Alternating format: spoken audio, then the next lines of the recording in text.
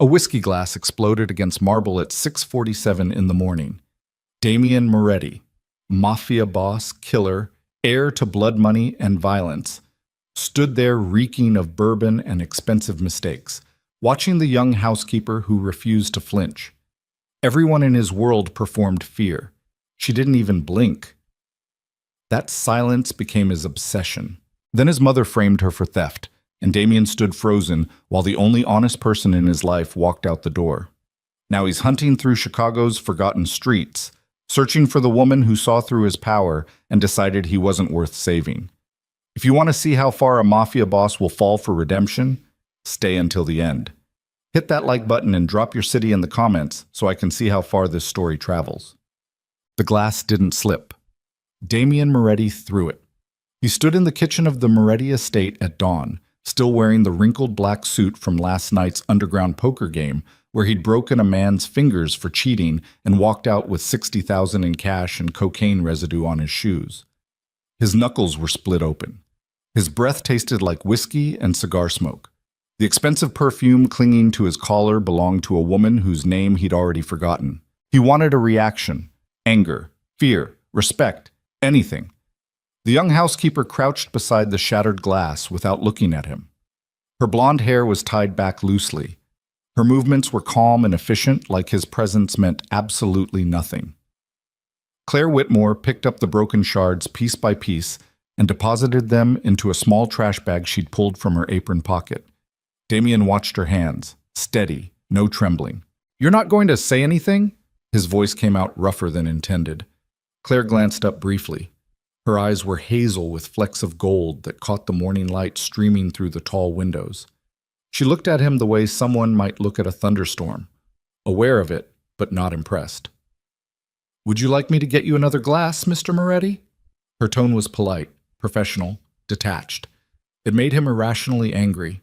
"No." He turned and walked out, his leather shoes crunching over a piece of glass she hadn't collected yet. Behind him, Claire continued cleaning in silence. The Moretti estate sat on 12 acres of manicured lawns and iron gates in the wealthiest part of Chicago. Old money mixed with blood money. Politicians came through the front door, bodies left through the back. Damian had inherited the empire at 28 when his father took 3 bullets to the chest outside a steakhouse in Little Italy. The shooters were found 2 weeks later in the industrial district with their hands missing. Nobody asked questions after that. Now, at 32, Damian controlled the drug trade from the south side to the docks, owned half the city's construction contracts through shell companies, and had 4 aldermen on his personal payroll. He moved through Chicago like a hurricane, violent, unpredictable, and untouchable. People performed for him everywhere he went. His mother, Vivian Moretti, played the elegant socialite at charity galas while quietly ordering hits on rival families. His lieutenants laughed at jokes that weren't funny and nodded at ideas they privately thought were reckless. Women in nightclubs leaned closer when he entered, their smiles sharp and hungry for the power that radiated from him like heat. Even the cleaning staff moved differently when he was home. Faster, quieter, more careful not to disturb the sleeping predator, except Claire. She'd been working at the estate for 6 weeks. Damian didn't know where she'd come from. Human resources handled the hiring for household staff, and he didn't care enough to ask. She cleaned the East Wing. She kept to herself. She showed up on time and left without drama. But something about her stillness bothered him. It felt like judgment. Again. That night, Damian brought home 8 men from a meeting at the docks. They tracked mud across the marble floors of the grand foyers. Someone knocked over a vase in the hallway.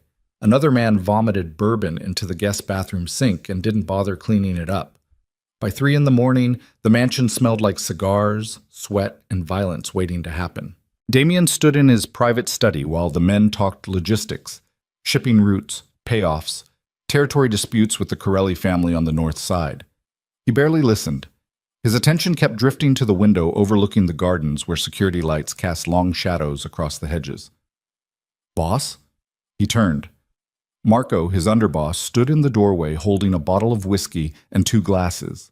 "We're good for next week," Marco said. "The shipment's locked in. Corelli won't touch it." "You better not." Marco poured the drinks and slid one across the desk. You seem distracted tonight. Damien took the glass but didn't drink. I'm fine. You sure? Because you've been staring out that window for 10 minutes like you're expecting someone. I said I'm fine. Marco raised both hands in surrender and left the room. Damien drank the whiskey in one swallow and poured another. The The next morning, Claire arrived at 7 to find the aftermath. Empty bottles littered the hallway. Cigar ash stained the Persian rugs. Someone had knocked over a lamp in the sitting room, and the broken glass glittered across the hardwood floor like diamonds. She didn't complain. She tied her hair back, pulled on rubber gloves, and started cleaning. Damien watched her from the second-floor balcony. She moved through this house methodically, sweeping, scrubbing, reorganizing furniture that had been shoved carelessly aside during the night. Her face remained neutral. No frustration, no exhaustion, just quiet competence. It unnerved him. He came downstairs and stood in the hallway while she worked. "You don't get tired of this?" he asked. Claire looked up from the floor where she was scrubbing a wine stain. "Of what, Mr. Moretti?" "Cleaning up after me." She sat back on her heels and studied him for a moment. "It's my job." "That's not an answer." "It's the only one I have." She returned to scrubbing. Damien clenched his jaw. "Most people would quit. Most people aren't me." "Clearly," Claire paused. She set down the brush and stood, peeling off her gloves slowly. "Is there something specific you need, Mr. Moretti? Because I have 6 more rooms to finish before noon." "Why aren't you afraid of me?" The question came out before he could stop it. Claire tilted her head slightly. "Should I be? Everyone else is." "I'm not everyone else. I could make your life very difficult." "You already do." She picked up the bucket and walked past him without waiting for a response. Damien stood alone in the hallway, feeling something unfamiliar crawl beneath his skin. Shame. He started testing her after that. Not consciously, not with a plan, but the behavior shifted. He trashed his bedroom before sunrise, overturned furniture, shattered bottles, sheets torn off the bed. Then he waited to see how she'd react when she came to clean. Claire knocked once, entered, and set to work without a word. He brought louder, drunker crowds home, let them destroy the guest wing, left the mess for her to handle. She handled it. He started leaving notes in places she'd find them. Passive-aggressive comments about missed spots, imaginary complaints about her work.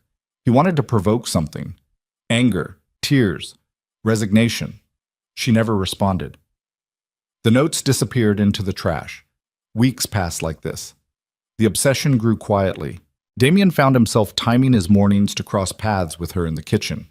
He'd pour coffee slowly, pretending not to watch while she prepared breakfast trays for the staff. Sometimes he'd ask pointless questions just to hear her voice. "Where are you from?" "Montana." "Why Chicago?" "Work." "You don't talk much. You don't ask real questions." He almost smiled at that. Yes. One night in late October, Damien stumbled home at 4 a.m. after a brutal negotiation with the Corelli family that nearly ended in gunfire. His head was pounding, his vision blurred. He'd drunk too much whiskey trying to steady his hands after putting a gun to another man's head and pulling the trigger on an empty chamber just to watch him cry. He collapsed on the grand staircase halfway up. The marble was cold against his cheek. He didn't remember falling asleep. When he woke, weak sunlight filtered through the tall windows. A blanket covered his shoulders. A glass of water sat on the step beside him. Claire stood near the bottom of the staircase, waiting. She wasn't smiling, wasn't angry, just watching. Damien sat up slowly, his entire body aching. "You didn't have to do this." "You were freezing. I could have made it to my room." "You didn't?" He picked up the water and drank half of it. The liquid was cold and clean and tasted like mercy. "Why do you care?" he asked quietly. Claire adjusted the cleaning supplies she was holding. "Because you're still a person, Mr. Moretti, even if you don't act like one." She walked away before he could respond. Damien sat on the staircase for another 20 minutes, staring at the blanket draped across his shoulders, feeling something crack open inside his chest. After that night, things changed. Subtle shifts at first. Damien stopped trashing his room, stopped bringing destructive crowds home, stopped leaving cruel notes for her to find. He started noticing details he'd missed before. The the way Claire's hands trembled slightly when she carried heavy trays up the stairs, the dark circles under her eyes that makeup couldn't quite hide, the worn-out shoes she wore that needed replacing months ago. One afternoon, he found her in the library reorganizing books that one of his drunk associates had knocked off the shelves. "You mail money to someone," he said suddenly. Claire froze. "Excuse me?" "I saw the envelopes. You send money every 2 weeks." Her expression hardened. "That's none of your business." "Your mother?" Claire set down the book she was holding and turned to face him fully. "Mr. Moretti, I don't ask about your business. I'd appreciate the same courtesy." "She's sick." Claire's jaw tightened. "How do you—" "I pay attention." For a long moment, neither of them spoke. Then Claire's shoulders dropped slightly. "My mother has medical bills. The ranch she owns in Montana is barely keeping her afloat.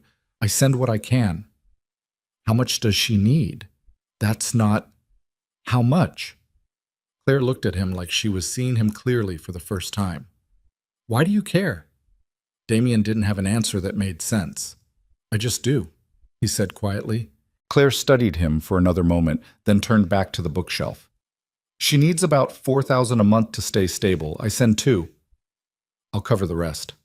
"No." "Claire, no." She turned around sharply.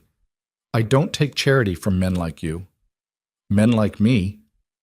"Men who think money fixes everything." Damien felt the words hit harder than they should have. "I'm trying to help." "You want to help?" Claire's voice stayed calm, but something burned beneath it. "Stop treating your staff like furniture. Stop breaking things just to see if anyone cares. Stop pretending you're a monster when you're just a man who's scared of being vulnerable." The silence that followed felt like glass breaking. Damien opened his mouth, closed it, opened it again. "You don't know me," he said finally. "I know enough." She left the library without looking back. Damien stood alone among the organized books, feeling something inside him start to collapse. Vivian Moretti noticed the change immediately. She stood in her private sitting room on the mansion's west wing, watching through the window as Damien walked through the gardens with Claire trailing behind him, carrying linens to the guest house. They weren't speaking, but the proximity was enough. "How long has this been happening?" Vivian asked without turning around. Marco stood near the door, arms crossed. "Few weeks, maybe longer." "And you didn't think to mention it?" "Didn't think it mattered." Vivian turned slowly. She was 63 years old, elegant and sharp as a blade hidden in silk. Her dark hair was swept back in a perfect chignon. Her jewelry was understated but worth more than most people's houses. "Everything matters," she said coldly. Marco shifted his weight. "She's just a housekeeper. She's a distraction. Boss seems calmer lately." "Calmer?" Vivian's laugh was soft and dangerous. "My son doesn't need calm, Marco. He needs focus. He needs to be feared. This family wasn't built on calm." Marco said nothing. Vivian returned her gaze to the window. Damien and Claire had disappeared around the hedges. "Find out everything about her," Vivian said quietly. "Family, background, debts, weaknesses. You want me to—" "Everything." Marco nodded and left the room. Vivian stayed at the window, her reflection ghostly in the glass, her mind already calculating the cleanest way to remove a problem before it spread. 3 days later, Vivian's diamond bracelet went missing. It was a family heirloom, worth $200,000, passed down through 3 generations of Moretti women. Vivian discovered it missing from the vault in her private chambers during a routine check before a charity gala. The mansion locked down within minutes. Security swept every room. Bodyguards checked exits. Household staff were ordered to assemble in the main hall beneath the crystal chandeliers that glittered like frozen tears. Damien stood near the staircase, arms crossed, jaw tight. He didn't believe anyone on staff was stupid enough to steal from his mother. But Vivian was furious. And when she was furious, people suffered. 23 staff members stood in a nervous line, maids, cooks, gardeners, drivers. Claire stood near the center, hands folded calmly in front of her. Vivian descended the staircase slowly, her heels clicking like a countdown. "Someone in this house," she said softly, "has stolen from me." Silence. "I'm going to give that person one chance to return what they took." Vivian's gaze swept across the faces staring back at her. One chance before I involve the police and ruin your lives permanently. Nobody moved. Vivian nodded once. Two security men began searching bags. They moved down the line methodically, opening purses, checking pockets, rifling through coats. Most staff had nothing. A few had personal items, phones, wallets, keys. Then one of the men reached Claire. She handed over her bag without protest. The man opened it. 5 seconds later, he pulled out the diamond bracelet. The room went silent. Claire's face didn't change. She stared at the bracelet like it was a snake that had appeared in her hand without explanation. "I didn't steal that," she said calmly. Vivian stepped closer. "Then how did it get into your bag?" "I don't know." "You don't know?" Vivian's voice was soft, mocking. "How convenient." "Mrs. Moretti, I've never been inside your private chambers. I don't have access to the vault. I didn't take your bracelet. And yet here it is." Damien felt something twist violently in his chest. His instinct screamed that this was wrong. The timeline didn't make sense. Claire's reaction was too calm. The setup was too clean. But his mouth stayed shut. Years of conditioning, years of loyalty, years of watching his mother orchestrate situations exactly like this. He stood frozen while the truth tried to claw its way out of his throat. Claire turned and looked directly at him. Not pleading, not desperate, just disappointed. That look destroyed him. "Mr. Moretti," she said quietly, "you know I didn't do this." He wanted to speak, wanted to defend her, wanted to call out the obvious frame job happening in front of everyone. But Vivian was watching, and Damien stayed silent. Claire's expression didn't change. She simply nodded once, like she'd just confirmed something she'd suspected all along. "I see," she said softly. She turned to Vivian. "I resign, effective immediately." Vivian smiled. "I think that's wise." Claire picked up her coat from a nearby chair. She didn't rush, didn't cry, didn't make a scene. She walked across the marble floor with her head high, her dignity intact, while 23 people watched in silence. Damien stood at the bottom of the staircase, his hands clenched into fists, his entire body screaming at him to move. But he didn't. Claire reached the front door. She paused for just a moment, her hand on the brass handle. Then she walked out into the cold October night without looking back. The door closed with a sound like a gunshot. Vivian turned to the remaining staff. "Everyone back to work." They scattered immediately. Damien stood alone in the empty hallway, staring at the closed door, feeling something inside him shatter into pieces he'd never be able to put back together. His mother's hand touched his shoulder lightly. "You'll thank me later," Vivian said softly. Damien looked at her. For the first time in his life, he saw his mother clearly, not as the elegant protector of the family, but as a woman willing to destroy innocent people to maintain control. "Get your hand off me," he said quietly. Vivian's smile faded. Damien walked up the stairs without another word, leaving his mother standing alone beneath the chandeliers, her diamond bracelet clutched in her perfectly manicured hand. Damien didn't sleep that night. He sat in his bedroom with the lights off, staring at the wall where shadows moved like accusations. The mansion felt different now, colder, emptier, like something essential had been cut out of it. Around 4 in the morning, he heard footsteps in the hallway. His mother. She walked past his door without stopping, her heels clicking against marble in that measured rhythm she'd perfected over decades of pretending to be civilized. Damien's hands curled into fists against his thighs. By dawn, he was standing in the kitchen where it had all started weeks ago. The floor where he'd thrown the whiskey glass was spotless now. Someone else had cleaned it. Someone who wasn't Claire. Marco found him there 20 minutes later. "Boss, we need to talk about the Corelli situation. Not now.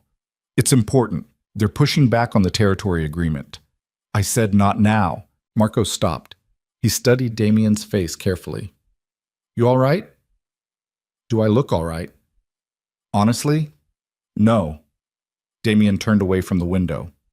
"The girl who got fired yesterday, Claire. Find out where she went." Marco's expression shifted slightly. "Boss, your mother said—" "I don't care what my mother said. Find her." "That's not a good idea. It wasn't a request." Marco hesitated, then nodded slowly. "I'll make some calls." "Do it quietly." Quietly. Marco's mouth twitched. Right, because your mother definitely won't notice you're looking for the housekeeper she just framed and fired. Damien's jaw tightened. Get out. Marco left.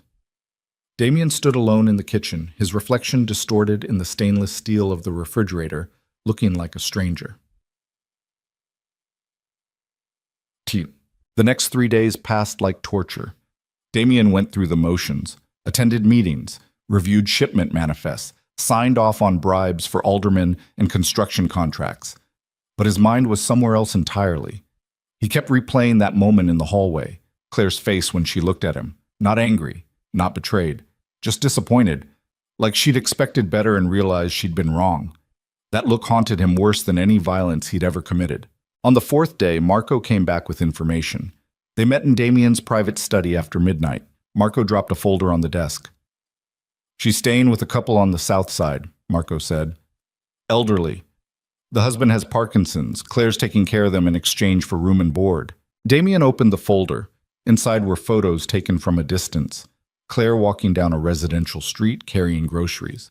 Claire helping an old man up the front steps of a small brick house. Claire sitting on a porch swing at dusk, looking tired. She looked smaller somehow, or maybe just more real. That's it? Damien asked. That's it. No contact with anyone from the estate, no police report filed. She just disappeared. Damien stared at the photos. She didn't fight back. Would you? Against the Moretti family? She had nothing to lose. She had her life to lose. Marco leaned against the desk. Look, boss, I'm going to say something and you're not going to like it.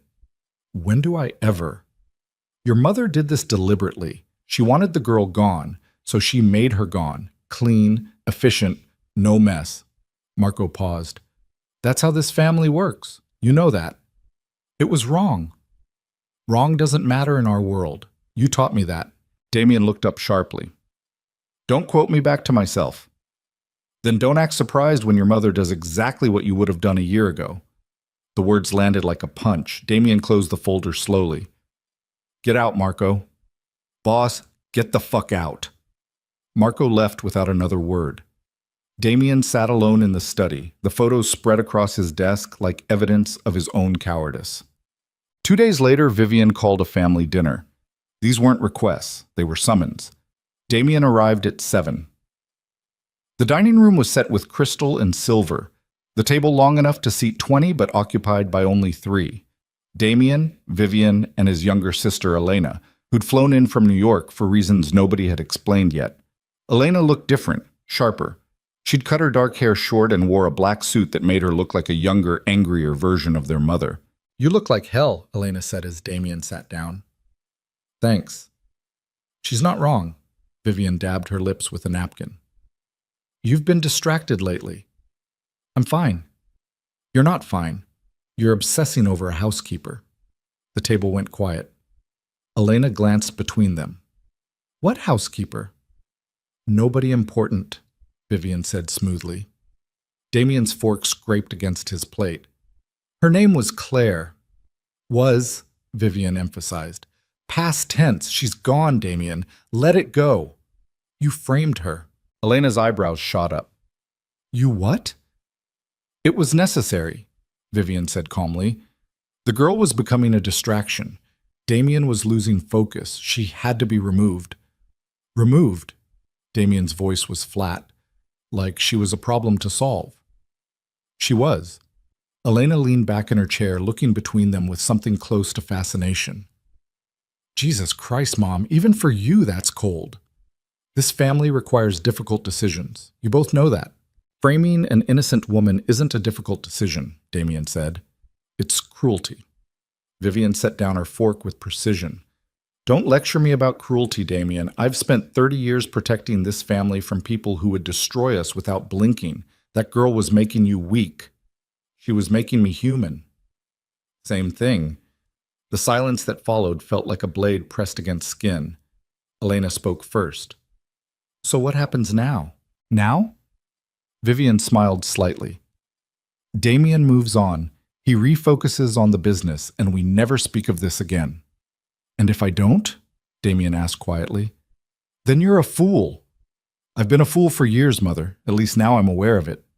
Vivian's expression hardened. Be very careful with your next words. Or what? You'll frame me too? Elena whistled low. This is officially the most uncomfortable dinner I've ever attended. And I once ate Thanksgiving with the Rossi family after Dad had their uncle killed. Vivian ignored her. Her gaze stayed locked on Damien. You think you're different from me? You think because you feel something for this girl it makes you better? I think it makes me less of a monster. We're all monsters, Damien. The only difference is I don't apologize for it. Damien stood abruptly. His chair scraped against the floor. Where are you going? Vivian asked. Anywhere but here. Sit down. No. Damien, I'm done, Mother, with this dinner, with your manipulations, with pretending this family is anything other than a machine that destroys people. He walked out before she could respond. Behind him, Elena's voice drifted through the doorway. Well, that went great. Really smooth, Mom. Damien didn't hear Vivian's reply. He was already halfway to the garage. He drove aimlessly for hours. Through downtown, past the docks, along Lake Michigan, where the water looked black and endless under the clouded sky. He ended up on the south side without planning it. The address Marco had given him was burned into his memory. A small brick house on a tree-lined street where the streetlights flickered and the sidewalks were cracked from decades of Chicago winters. Damien parked 3 houses down.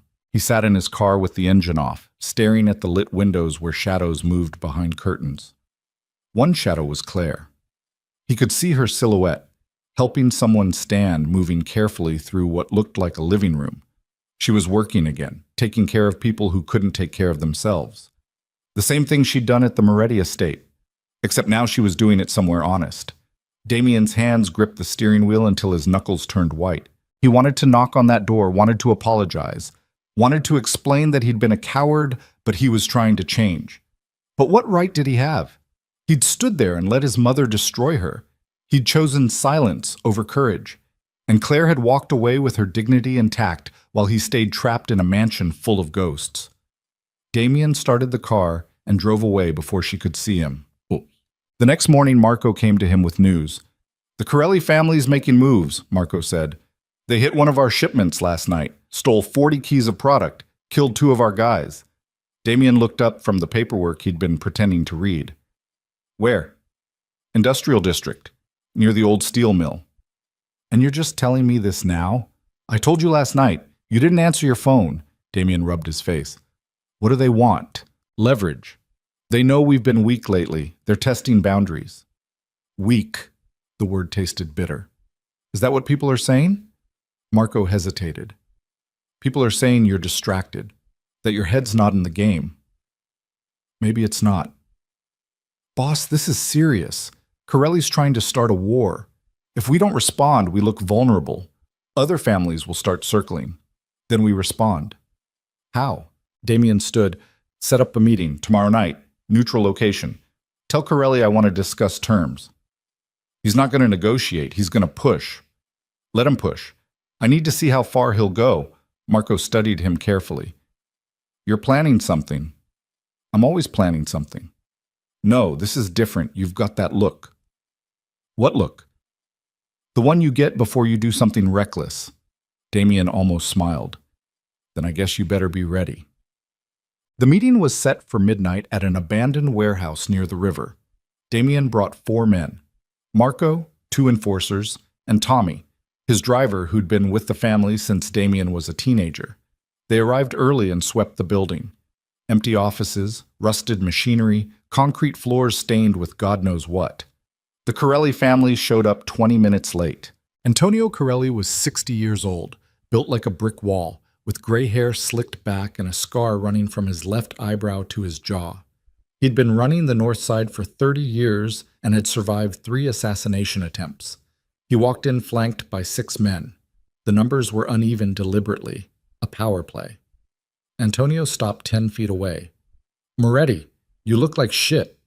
You look old, Damien replied. I am old. That's why I'm still alive. Antonio crossed his arms. You wanted to talk, so talk. You hit my shipment. I took back what was mine. The docks belong to me. Not anymore. Antonio smiled. Things are changing, kid. You've been sleeping. Your mother's getting soft. Your organization's falling apart. Careful, Antonio. Or what? You'll threaten me. You'll send your boys after mine? Antonio stepped closer. I've been in this game longer than you've been alive. I know when a family's rotting from the inside. Damien's jaw tightened.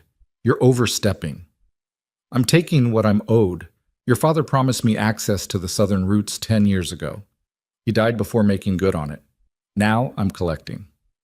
My father's deals died with him. Then we got a problem. The tension in the room thickened.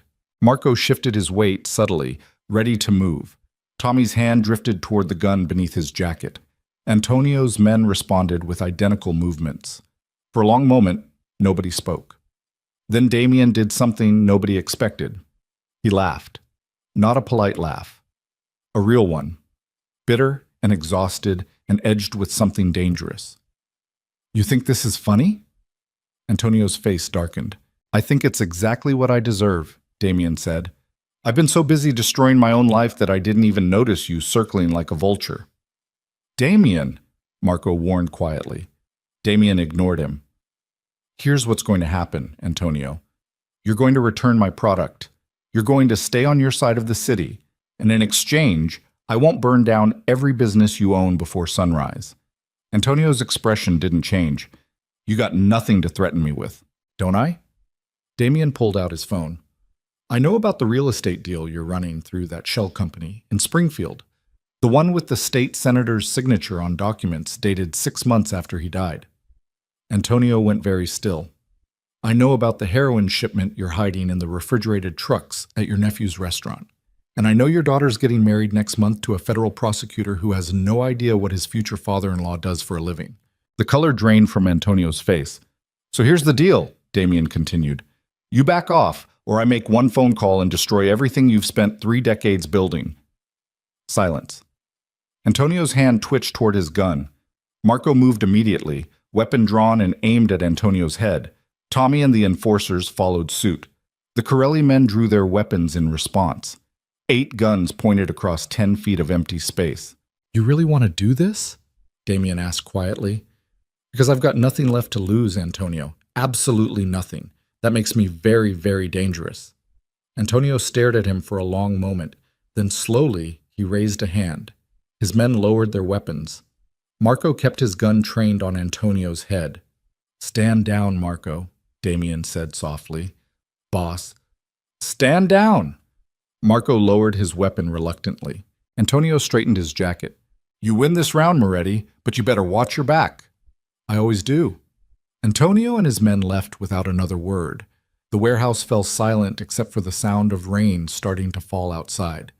Tommy exhaled loudly. Jesus Christ, boss, I thought we were all going to die. We still might, Marco muttered. He turned to Damien. That was insane. You just backed a paranoid psychopath into a corner. He'll back off. For now. But you made an enemy tonight. I've had enemies my entire life. Damien walked toward the exit. One more doesn't change anything. Outside, rain fell in cold sheets across the empty parking lot. Damien stood there for a moment, letting the water soak through his suit jacket, feeling the chill work its way into his bones. Marco appeared beside him. You trying to get pneumonia? I'm trying to figure out who I am. You're a mafia boss. That's who you are. No. Damien turned to face him. That's what I do. It's not who I am. What's the difference? Claire knew the difference. Marco said nothing for a long moment. Then, you're going to go find her, aren't you? Eventually. And say what? I don't know yet. That's not a plan, boss. I know. They stood in the rain, 2 men shaped by violence, trying to understand something neither of them had words for. 3 days later, Elena showed up at Damien's penthouse unannounced. She let herself in using the spare key he'd forgotten she had, and found him on the balcony, drinking bourbon and staring at the city lights. You look worse, she observed. Thanks for the update. Elena grabbed the bottle from his hand and took a drink straight from it. Mom sent me to check on you. I'm fine. You're not fine. You're spiraling. She handed the bottle back. So here's what's going to happen. You're going to tell me the truth about this housekeeper girl, and I'm going to decide if Mom's right or if you're actually onto something. Since when do you care? Since you stopped acting like the terrifying older brother I grew up with and started acting like a depressed poet. Despite himself, Damien almost smiled. Elena sat down beside him. So, the girl, Claire, what's her deal? She saw me. Everyone sees you. No, she saw me. Not the Mafia boss. Not the Moretti heir. Just me. Elena was quiet for a moment. And that scared you. Terrified me. So you let Mom frame her and stood there like a coward. Yes. And now you're what? Having an existential crisis about your entire life? Pretty much. Elena nodded slowly. Good. Damien looked at her. Good? Yeah, good. You needed this. She took another drink. You know what our family is, Damien? It's a meat grinder. It takes decent people and turns them into monsters. You, me, Mom. We're all monsters. The question is whether we choose to stay that way. Mom seems happy being a monster. Mom's terrified of being anything else. She thinks humanity is weakness. She spent her entire life trying to crush it out of herself and everyone around her. She's done a good job. With you, maybe. But I left. Moved to New York, started over. Elena looked at him seriously. You can too. It's not that simple. It never is. But you've got two choices, big brother. You can stay in this family and become exactly like Mom, cold, calculating, and alone. Or you can walk away and find out who you actually are underneath all the violence. Walking away means starting a war. Then start a war. Elena stood. But whatever you do, stop torturing yourself. Either fix it or accept it. This middle ground bullshit is killing you. She walked to the door, then paused. For what it's worth, I hope you find her, I hope you apologize, and I hope she tells you to go to hell, because you deserve that. Thanks. Anytime. Elena left. Damien sat alone on the balcony until the bourbon was gone and the city lights blurred into one continuous glow. Oh. The next morning, he made a decision. He called Marco. I need to see Claire. Silence on the other end. Boss, don't argue. Just tell me if she's still at that house on the south side. She is. Then I'm going. Your mother's going to lose her mind. My mother can join the club. Damien hung up before Marco could protest further. He showered, shaved, put on jeans and a plain black shirt. No designer suits, no Rolex, no armor made of money and violence. He looked in the mirror and barely recognized himself. Then he got in his car and drove south. The house looked the same as it had through his windshield a week ago. Small, quiet, honest. Damien parked on the street and sat there for 10 minutes, trying to find courage in a place where it didn't exist. Finally, he got out. The front porch creaked under his weight. There was a welcome mat that said "Home Sweet Home" in faded letters. Damien knocked. 30 seconds passed. The door opened. Claire stood there in worn jeans and a sweater, her blonde hair pulled back, her eyes widening slightly when she recognized him. For a long moment, neither of them spoke. Then Claire's expression hardened. You shouldn't be here, she said quietly. I know. Then why are you? Damien's carefully rehearsed words evaporated. Because I'm a coward, and I need to tell you that. Claire's jaw tightened. That's not enough. I know that too. They stood there separated by a doorway and miles of damage. I stood there and let my mother destroy you, Damien continued. I knew it was wrong. I knew you were innocent, and I said nothing. Why? Because I was afraid. Of what? Of her. Of standing up to the only family I've ever known. Of becoming the kind of person who chooses what's right over what's easy. He took a breath.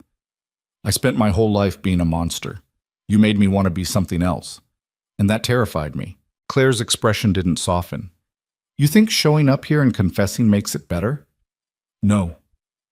You think I'm going to forgive you because you finally grew a conscience? No? Then what do you want, Damien? I want to fix it. You can't fix it. I have to try. Claire shook her head slowly. You know what the worst part was? Not the frame job. Not getting fired, not losing everything. She looked at him directly. The worst part was that I believed you were different. I saw something decent underneath all that violence, and I thought maybe, just maybe, you'd prove me right when it mattered most. Her words hit like bullets. But you didn't, she continued. You stood there silent while your mother lied. You chose your family over the truth. You chose easy over right. She stepped back. So no, Damien, you can't fix this. Because you failed me when I needed you most. And that's something I can't forget. She started to close the door. Damien's hand shot out, holding it open. Not forcefully, just enough to keep her there for one more second. I know I failed you, he said, but I'm not asking for forgiveness. I'm asking for a chance to become the person you thought I could be. Claire looked at his hand on the door, then at his face. Let go, she said quietly. Damien removed his hand. The door closed. He stood alone on the porch, hearing her footsteps retreat into the house, feeling the last piece of hope he'd been carrying shatter into nothing. Behind him, a car engine started. Damien turned. A black SUV sat at the curb. Tinted windows. No plates. The back window rolled down slowly. Vivian Moretti sat inside, elegant and furious. Get in the car, Damien. He didn't move. Now. Slowly, Damien walked to the SUV and climbed inside. His mother sat across from him, perfectly composed, her expression carved from ice. You defied me, she said. Yes. You came to see her despite my explicit instructions. Yes. Vivian leaned forward slightly. Do you have any idea what you've done? I tried to apologize. You showed weakness. You exposed this family to gossip and judgment. You made us look vulnerable. I don't care. You will. Vivian's voice dropped to something cold and precise. You think you can walk away from this family? You think you can just choose a different path? That's exactly what I think. Then you're a fool. The SUV pulled away from the curb. Damien watched Claire's house disappear through the rear window. Where are we going? He asked. Vivian smiled, but there was no warmth in it. Somewhere you'll learn the cost of betrayal. The SUV turned onto the highway, heading north toward the industrial district where streetlights gave way to darkness and the buildings were empty except for rats and ghosts. Damien's phone buzzed in his pocket. A text from Marco. Your mother knows, get out of there. But it was already too late. The SUV stopped in front of an abandoned factory. 4 more vehicles pulled up behind them, blocking any escape route. Vivian's men emerged from the cars. 8 of them, all armed, all loyal to her without question. Vivian stepped out of the SUV gracefully. Damien followed, his mind calculating distances and angles and impossible odds. You're making a mistake, Mother. No, Vivian replied. You made the mistake. I'm correcting it. She nodded once. The men moved forward. Damien's hands curled into fists, his body tensing for violence that had no good outcome. And in that moment, standing in an empty parking lot surrounded by his mother's soldiers, Damien Moretti realized he'd finally reached the point of no return. The first punch came from his left. Damien twisted, caught the man's wrist, and broke it with a sharp crack that echoed across the empty parking lot. The second attacker rushed him from behind. Damien drove his elbow backward into the man's throat, heard him choke and collapse. But there were 6 more. They came at him together this time, coordinated and brutal. A fist slammed into Damien's ribs. Another caught his jaw. He tasted blood and concrete as someone kicked his legs out from under him. He hit the pavement hard, his vision blurring. Through the pain, he saw his mother watching from beside the SUV, her expression calm and detached, like she was observing a business transaction. Damien tried to stand. A boot caught him in the stomach, then another in his back. He curled instinctively, protecting his head while the kicks kept coming. Methodical, professional, designed to hurt, but not kill. Not yet. Enough! Vivian's voice cut through the violence like a blade. The men stepped back immediately. Damien lay on the cold asphalt, breathing in ragged gasps, blood pooling beneath his cheek. Every nerve in his body screamed. Vivian's heels clicked closer. She crouched beside him, careful not to let her expensive coat touch the dirty ground. Do you understand now? She asked quietly. Damien spat blood. Understand what? That you don't get to leave. That this family owns you. That every choice you make, every person you care about, every moment of weakness, I control all of it. You're insane. I'm practical. Vivian stood gracefully. You think you're the first Moretti to have a conscience? Your uncle tried to leave once. He ended up in Lake Michigan with concrete shoes. He was your brother. He was a liability. Damien forced himself onto his hands and knees. Blood dripped from his nose onto the pavement. So what now? You gonna kill me too? Kill you? Vivian laughed softly. No, darling. I'm going to teach you a lesson you'll never forget. She nodded to one of her men. He pulled out his phone and showed Damien the screen. It was a photo of Claire.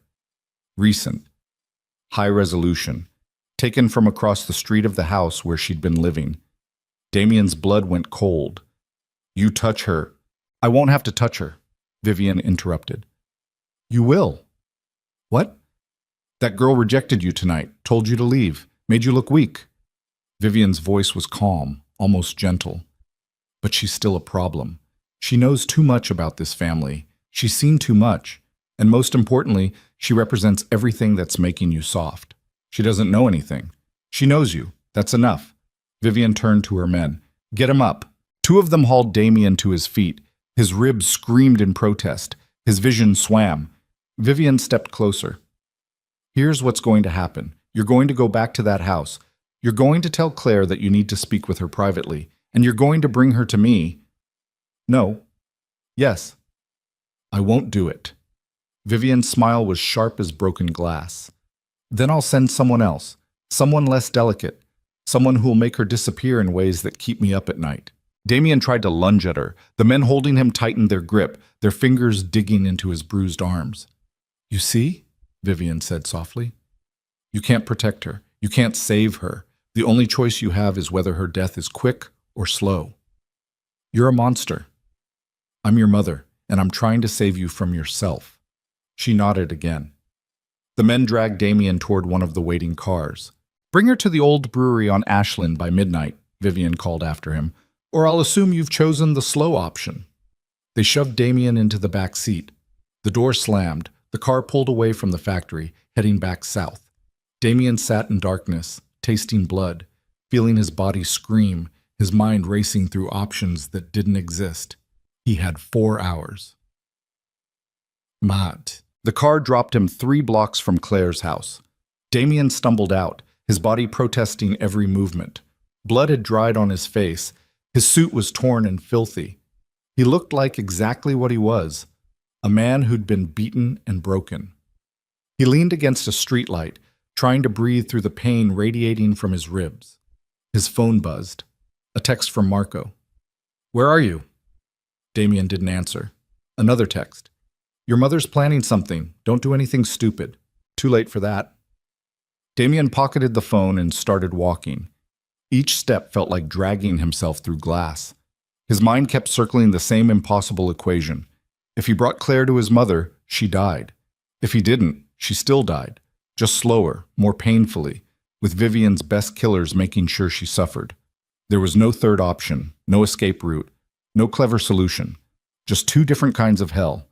Damien reached Claire's street and stopped. Lights were on in the small brick house.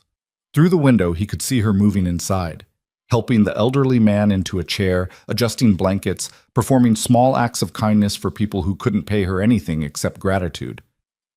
She looked peaceful, safe, untouchable by the violence that defined Damien's world, and he was about to destroy that. His hand moved to his phone. He could call Marco, could ask for help, could try to coordinate some kind of rescue that would probably get them both killed, but at least he'd die trying. But Vivian had eyes everywhere. She'd know the second he deviated from the plan. She'd send backup. She'd escalate. And Claire would suffer for his defiance. Damien's finger hovered over Marco's number. Then he put the phone away. He walked up to the front door and knocked. Claire opened it 30 seconds later. Her expression shifted from surprise to concern when she saw his face. Jesus Christ, she breathed. What happened to you? I need to talk to you. You look like you got hit by a truck. Something like that. Damien swayed slightly. The world tilted. Claire caught his arm instinctively. Come inside before you pass out. No, not here. Somewhere private. Damien, please. The word came out desperate. I know you don't owe me anything. I know I don't deserve your help. But I'm asking anyway. Claire studied his face carefully. He could see the calculation happening behind her eyes, weighing his sincerity against her justified distrust. Where? She asked finally. There's a place, 15 minutes away. It's safe. Safe for who? The question hit like a blade. Damien opened his mouth, closed it, the lie stuck in his throat like poison. For both of us, he said quietly. It was the cruelest thing he'd ever said. Claire hesitated, then she grabbed her coat from inside the door. Let me tell the Harrisons I'll be back in an hour. She disappeared into the house. Damien stood on the porch, his hands shaking, his breath coming in short gasps that had nothing to do with his broken ribs. He was Judas leading someone to crucifixion. He was the wolf pretending to be wounded. He was every nightmare his father had ever warned him about. Claire reappeared. Okay, let's go. They walked to his car in silence. The drive took 20 minutes. Damien kept the radio off. His hands gripped the steering wheel so tightly, his knuckles turned white. Every streetlight they passed felt like counting down to execution. Claire sat in the passenger seat, watching him with growing suspicion. You're driving toward the industrial district, she said. I know. Why? It's complicated. Try me. Damien said nothing. Claire's voice hardened. Stop the car. Claire? Stop the fucking car, Damien. He didn't. The brewery appeared ahead, a massive brick structure, abandoned for a decade, its windows broken and its walls covered in graffiti.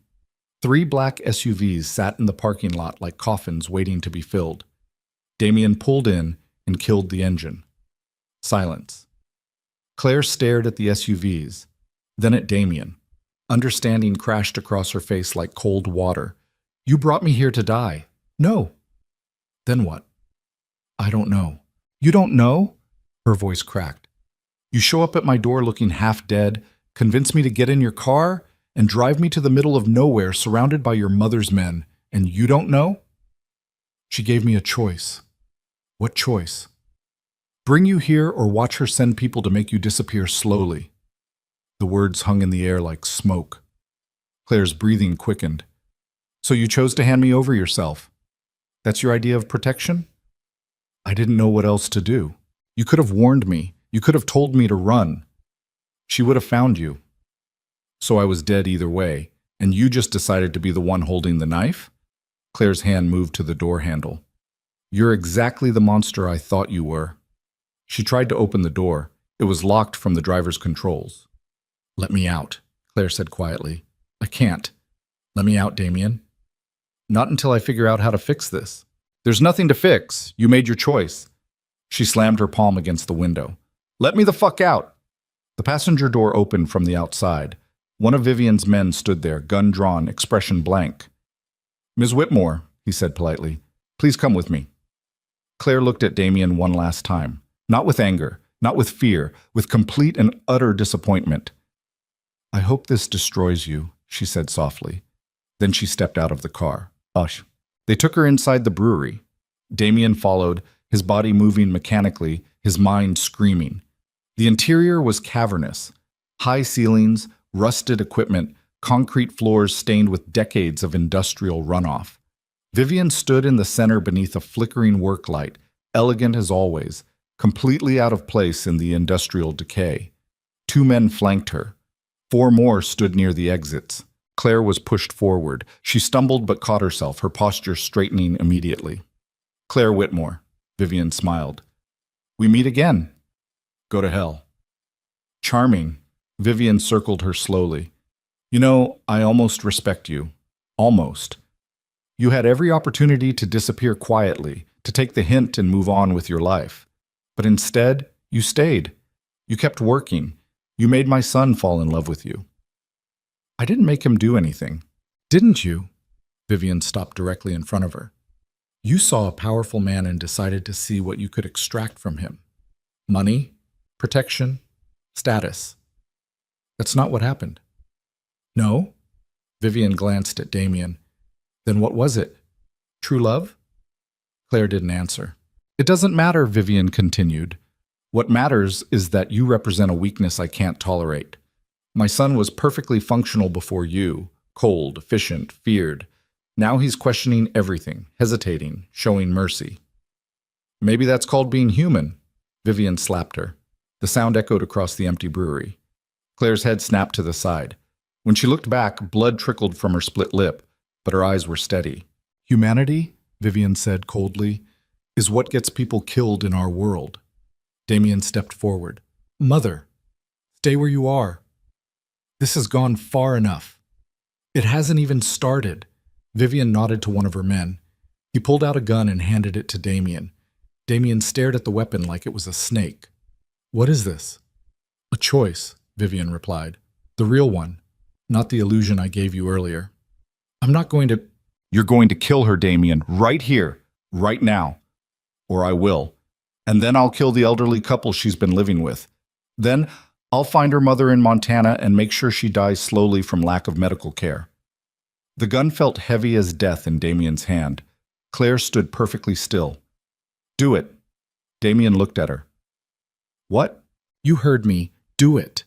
Claire's voice was steady. Because if you don't, she'll torture everyone I've ever cared about. At least this way, it ends quickly. I'm not going to kill you. Then you're killing them instead. The logic was airtight, cruel, inescapable. Damien raised the gun. His hand shook violently. Claire didn't look away, didn't flinch. She stared directly at him with those hazel eyes that had seen through his armor from the beginning. It's okay, she said softly. I forgive you. Those 3 words broke something fundamental inside him. Damien's finger tightened on the trigger. Then he turned and pointed the gun at his mother. The brewery went silent. Vivian's expression didn't change. Don't be stupid, Damien. I'm done being smart. You point that gun at me, you declare war on this entire family. Then we're at war. You'll lose. Probably. Damien's hand steadied. But at least I'll lose as myself, not as whatever you've been trying to turn me into. Vivian's men moved forward, weapons drawn. Damien pressed the gun against his mother's forehead. Tell them to back off, or I'll paint this floor with your brains. You won't shoot me. Try me. For the first time in decades, Vivian Moretti looked uncertain. She raised a hand. Her men stopped. Let Claire walk out of here, Damien said quietly. Right now, unharmed. And I'll do whatever you want. You're in no position to negotiate. Neither are you, because if I die here tonight, you die too, and this family collapses without you holding it together. Vivian's jaw tightened. Damien pressed the gun harder against her skin. Let her go! Silence stretched like razor wire. Then Vivian spoke without looking away from her son. Marco. A figure stepped out of the shadows near the door. Marco. Damien's heart stopped. His underboss. His friend. His most trusted lieutenant. Marco walked forward holding a gun trained on Claire's back. Sorry, boss, Marco said quietly, but I've been working for your mother longer than I've been working for you. The betrayal hit Damien like a physical blow. How long? He asked. Since the beginning. Since your father died. She needed someone close to you. Someone who could report everything. Marco's expression was apologetic but firm. I never wanted it to go this far, but you forced her hand. Damien's world tilted. Every meeting, every strategy session, every private conversation. Marco had been feeding information to Vivian the entire time.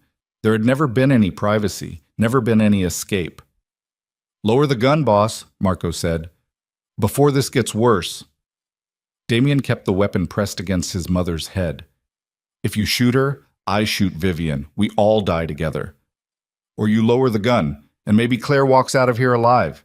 You're lying. Maybe. But it's the only chance she's got. Damien looked at Claire. She stood frozen. Marco's gun inches from her spine, her face pale but composed. She shook her head slightly. Don't do it. But Damien was already lowering the weapon. He couldn't watch her die. Couldn't be responsible for another bullet tearing through her body. Couldn't live with that image branded into his memory. The gun dropped to his side. Vivian stepped back smoothly, her composure returning instantly. She straightened her coat and turned to Marco. Kill them both. The world stopped. Marco's expression didn't change. Both? My son has proven himself incapable of loyalty. He's chosen this girl over his family. That makes him a liability. Vivian's voice was cold and final. Shoot him first. Make her watch. Then shoot her, clean up the bodies, and have them disappear into the lake by morning. Marco hesitated. For one brief second, something flickered in his eyes. Doubt, regret, maybe even guilt. Then it vanished. He raised his gun toward Damien. I really am sorry, boss.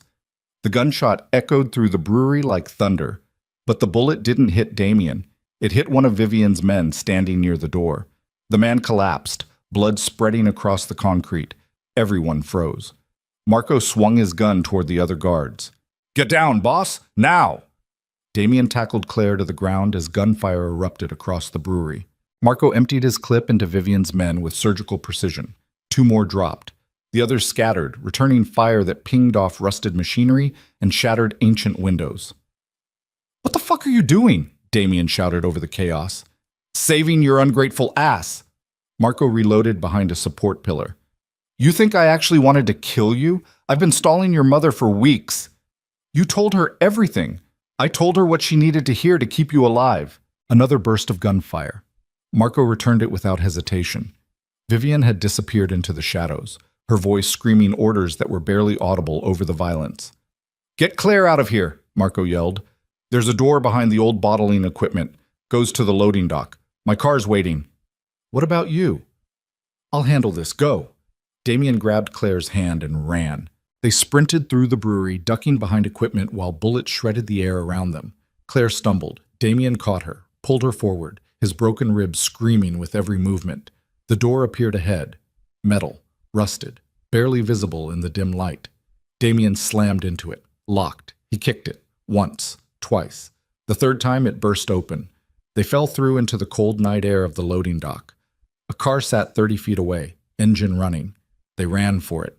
Behind them, the gunfire continued, chaotic, deafening, deadly. They reached the car. Damien shoved Claire into the passenger seat and threw himself behind the wheel. He floored it. The car screamed out of the parking lot, tires screeching, heading south toward anywhere that wasn't here. In the rearview mirror, Damien watched the brewery recede, its broken windows glowing with muzzle flashes, its interior consuming itself with violence. Marco was still inside, fighting Damien's mother, buying them time with his own life. Claire sat beside him, breathing hard, her hands shaking, blood on her lip. Where are we going? She asked. Damien didn't have an answer. He just pointed a gun at his mother. He declared war on his own family. Marco had betrayed Vivian to save them, which meant Marco was as good as dead if they didn't get back to help him. But going back meant dying. And not going back meant abandoning the one person who'd actually been loyal when it mattered. Damien's phone buzzed. A text from an unknown number. You have 24 hours to turn yourself in. After that, everyone you've ever spoken to dies, starting with the old couple she lived with. Claire read it over his shoulder. She's going to kill them, Claire said quietly. I know. The Harrisons, they're innocent. They don't have anything to do with... I know. So what do we do? Damien stared at the road ahead, his mind racing through options that all ended in blood. He'd spent his entire life being a monster. Now, when he finally wanted to be something else, the only way forward required becoming the worst version of himself he'd ever been. We burn it all down, he said finally. Claire looked at him. What? My mother, the family, the entire empire. Damien's hands tightened on the steering wheel. We take everything she's built and we destroy it. Not because I want to, but because it's the only way to stop her from destroying everyone else. That's insane. It's the only option we have left. Claire stared at him for a long moment. Then she reached over and took his bloodied hand in hers. Then we better start planning. The car disappeared into the Chicago night, carrying 2 people who'd just lost everything and gained only each other, in a war neither of them knew how to win. They drove for 40 minutes before Damien trusted himself to speak. His ribs burned with every breath. Blood had dried on his face in patterns that looked like war paint. His hands wouldn't stop shaking on the steering wheel.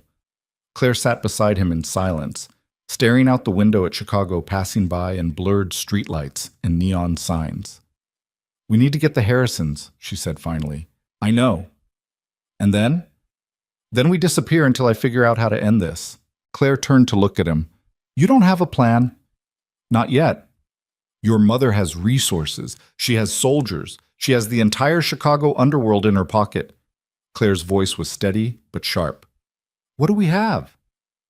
"Desperation." "That's not enough." "It's all I've got." The car hit a pothole, and Damien winced as pain exploded through his torso. He must have cracked more ribs than he thought. Claire noticed.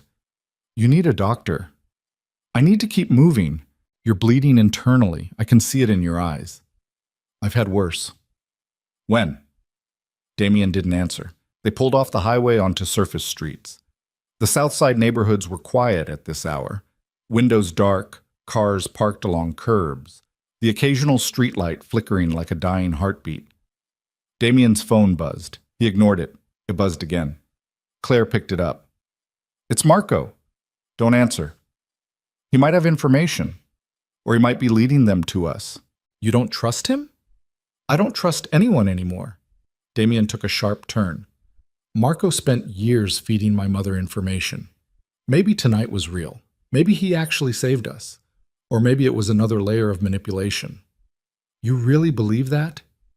"I don't know what I believe." The phone stopped buzzing. 5 seconds later, it started again. Claire answered before Damien could stop her. "Marco?" She listened. Her expression shifted. "Okay, yeah. We're heading there now." She paused. "He wants to talk to you." Damien took the phone. "What?" Marco's voice came through rough and breathless. "Listen carefully. Your mother survived. 3 of her men are dead, the others scattered, but she's already regrouping." "Where are you?" "Safe house on the west side. I've got maybe an hour before she figures out I betrayed her." Marco coughed. It sounded wet. "I'm sending you an address. Meet me there." "Why would I do that?" "Because I've got information you need.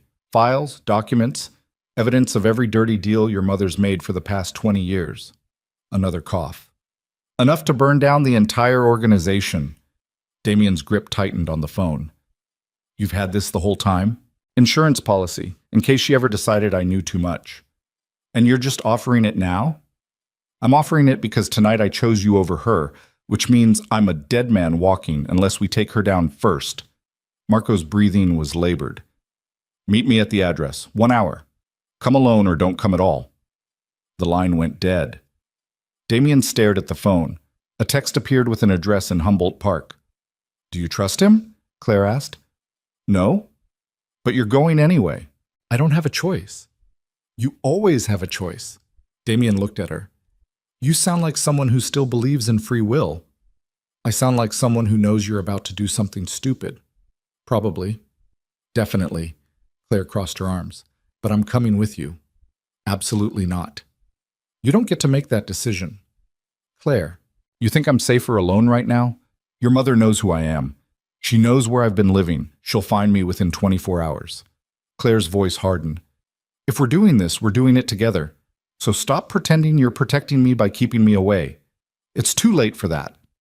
Damien wanted to argue, wanted to find some logical reason to leave her somewhere safe while he walked into what was almost certainly a trap. But she was right. There was no safe anymore. Only different degrees of danger. "Fine," he said quietly. "But when this goes sideways, it won't. When it does, you run. No questions, no heroics. You just run." Claire didn't answer. They drove toward Humboldt Park in silence.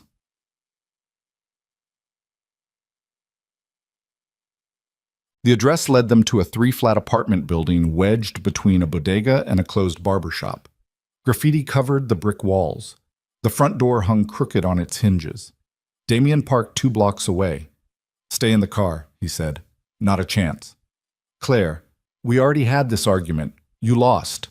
She got out before he could respond. They walked to the building together. Damien's hand rested on the gun tucked into his waistband, the same weapon he'd pointed at his mother an hour ago. It felt heavier now, like it had absorbed the weight of everything that had happened. The building's entrance was unlocked. They climbed the stairs to the 3rd floor. The hallway smelled like cigarette smoke and mildew. Apartment 3C sat at the end. Damien knocked twice. No answer. He tried the handle. Unlocked. The door swung open on squeaking hinges. The apartment was dark except for a single lamp in the corner casting long shadows across cheap furniture and peeling wallpaper. Marco sat in a chair facing the door. Blood soaked through his shirt on the left side. His face was pale. His gun rested on his lap. "Took you long enough," he said weakly. Damien stepped inside, scanning the room for threats. Claire followed, closing the door behind them. "You're hurt," Claire observed. "Caught a ricochet at the brewery. It's not as bad as it looks." "It looks pretty bad." Marco tried to smile. Failed. "Yeah, it's probably worse than it looks." Damien moved closer, his gun still drawn. "Where are the files?" "Good to see you too, boss." "The files, Marco." Marco gestured to a laptop on the table beside him. "Everything's there, bank accounts, shell companies, bribes, hits, every crime the Moretti family's committed since your father died." He coughed, wincing. "Plus a few from before that." Damien picked up the laptop, opened it. The screen showed dozens of folders, each labeled with dates and code names. "This is real?" he asked. "Every word." "Why keep this?" "Because your mother's a scorpion, boss. It's in her nature to sting. I needed something to keep her from turning on me." Marco shifted in his chair. Blood dripped onto the floor. "Looks like it didn't work." Claire knelt beside him, examining the wound. "You need a hospital." "What I need is a time machine. Barring that, I'll settle for watching that woman burn." Damien scrolled through the files. Financial records showing money laundering through construction companies. Photos of meetings with corrupt politicians. Audio recordings of conversations that implicated half of Chicago's elite in organized crime. It was a nuclear bomb wrapped in digital evidence. "Why give this to me?" Damien asked. "Because you're the only one stupid enough to actually use it." "What does that mean?" Marco looked at him with something close to affection. "It means you're not like her, boss. You never were.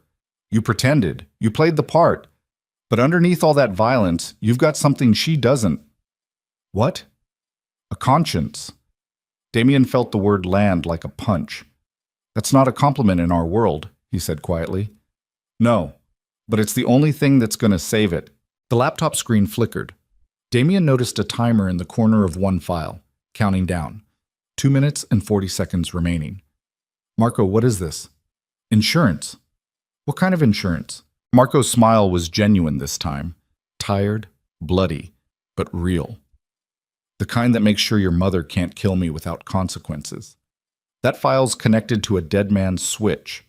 If my heart stops, every piece of evidence on that laptop gets sent to the FBI, the DEA, the Chicago Tribune, and about 50 other organizations that would love to destroy the Moretti family." "You're bluffing." "Am I?" Damien stared at the countdown. 2 minutes and 15 seconds. "That wound's going to kill you," he said. "Eventually. So you're holding yourself hostage." "Holding us all hostage." Marco coughed again.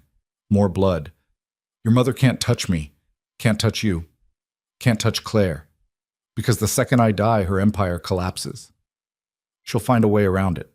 Not in time. That's the beauty of it. She's got maybe 6 hours before I bleed out. 6 hours to decide whether she wants revenge or survival." Marco leaned back. "And we both know Vivian Moretti values survival above everything." The room fell silent except for the sound of Marco's labored breathing. Claire spoke first. "So, what do we do?" "We use the time," Marco said. "We get the Harrisons somewhere safe. We prepare. And when morning comes, we give your mother a choice. Stand down or watch everything she's built turn to ash." "She'll never stand down," Damien said. "Then she burns." The countdown hit 1 minute and 30 seconds. Damien closed the laptop. "We need to move." "I'm not going anywhere, boss." "You're dying. I'm buying you time. There's a difference." "Marco, listen to me." Marco's voice strengthened despite the blood loss. "I've made a lot of mistakes. Worked for the wrong people. Did things I can't take back. But this? Giving you a chance to be better than all of us? That's the one thing I'm going to get right." Damien's throat tightened. "You don't have to die for that." "Yeah, I do. Because if I don't, your mother wins. And I'm tired of watching that woman win." The countdown hit 1 minute. Claire touched Damien's arm. We need to go. Damien didn't move. Marco looked at him with something close to pride. You're a good man, boss. Better than your father. Better than me. Don't let her turn you into something else. I won't. Promise me. I promise. Marco nodded slowly. Then get the hell out of here before she figures out where I am. Damien picked up the laptop, started toward the door, stopped. He turned back. Thank you, he said quietly. Marco smiled one last time. You're welcome, boss. Now go save the world, or whatever it is good guys do. Damien and Claire left the apartment. Behind them, Marco sat alone with his gun and his wounds and his countdown timer, waiting for death or dawn, whichever came first. They got back to the car and drove straight to the Harrisons' house. It was nearly 3 a.m. The street was empty. Porch lights were off. Claire used her key to open the front door as quietly as possible. Inside, the house was warm and smelled like cinnamon. Mr. Harrison's walker stood near the couch. Mrs. Harrison's knitting lay across the coffee table, half-finished, patient, innocent. Claire moved quickly through the rooms. Mr. Harrison! Mrs. Harrison, wake up!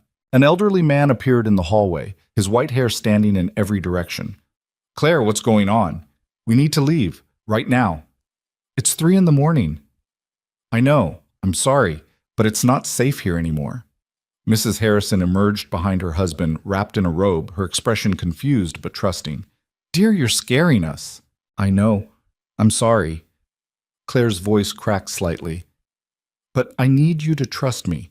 Pack whatever you need for a few days. We're leaving in 5 minutes. Mr. Harrison looked past her at Damien standing in the doorway, covered in blood and bruises. Who's that? Someone who's trying to help. He looks like trouble. He is. But we don't have time to debate it. Something in Claire's voice convinced them. They disappeared into their bedroom. Claire turned to Damien. Where are we taking them? Elena. Your sister? She's got a place in New York, outside the family's immediate reach. If we can get them there. If? My mother's going to have people watching airports, train stations, bus terminals. Damien pulled out his phone. We drive, straight through, 14 hours if we don't stop. You can barely stand. I'll manage. The Harrisons reappeared with 2 small suitcases. Ready, Mr. Harrison said. He looked terrified. They loaded into Damien's car. The Harrisons in the back, Claire in the passenger seat, Damien behind the wheel with a body that screamed for rest he couldn't afford. They pulled away from the curb just as a black SUV turned onto the street 3 blocks behind them.